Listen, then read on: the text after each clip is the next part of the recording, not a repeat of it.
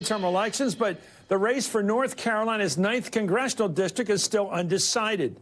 The Board of Elections is investigating allegations of absentee ballot tampering on behalf of Republican Mark Harris, who appeared to defeat his Democratic challenger Dan McCready by a slim margin.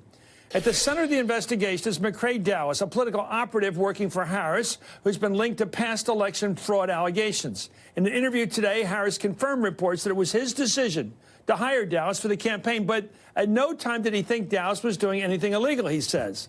Well, the State Board of Elections must now decide if a new election is necessary. The Republican-controlled legislature in North Carolina passed a bill this week that would also require a new primary election, giving Republicans a chance to run a different candidate other than Harris. For more, I'm joined by Wayne Goodwin, the chair of the North Carolina Democratic Party.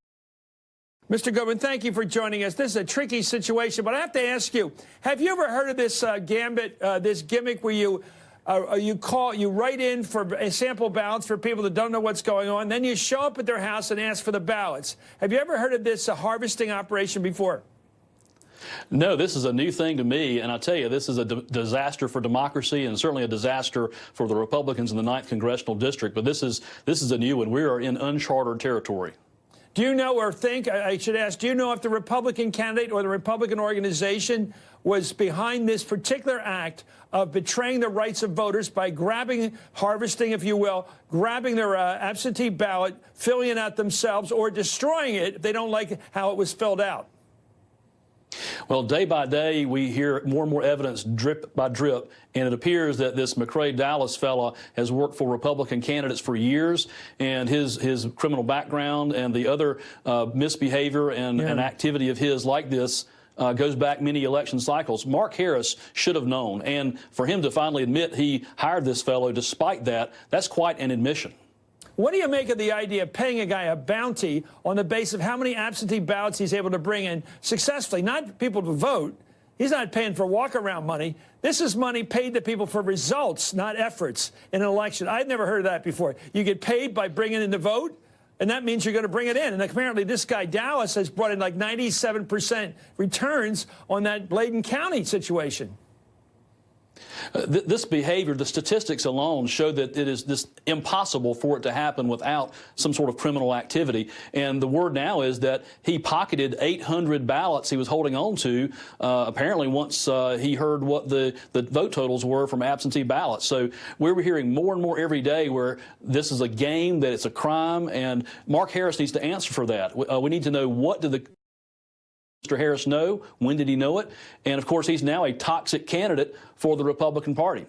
Well, what do you think about having a general election and a primary election so the Republicans can get rid of this guy you call toxic as a candidate? Well, originally, the Republican-led legislature did not want to have a new primary, but all of a sudden, right after a photograph emerged of Mr. Dowlis being tied to the hip, literally side by side with Mr. Harris, it popped into a piece of legislation that passed.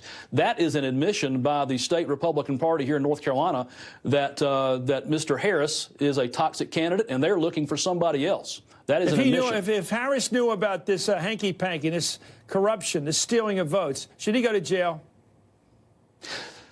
Somebody's going to jail. I don't know exactly what Mr. Harris knew specifically, but he knows more than he's telling. If he knew and if he directed it, then I do believe law enforcement authorities should question him. But I'll tell you, we must have this evidentiary hearing, and it's been set now for early January, and we will know a lot more then than now. But Mr. Harris has a lot of questions to answer, and I believe Mark Harris is in trouble, and certainly McCrae Dowlis is in trouble. Somebody is going to jail. Would this be good government for North Carolina to simply do over the primary and do over the general, honestly, this time without Mr. Dowlis involved? Wouldn't that be a good result for your state?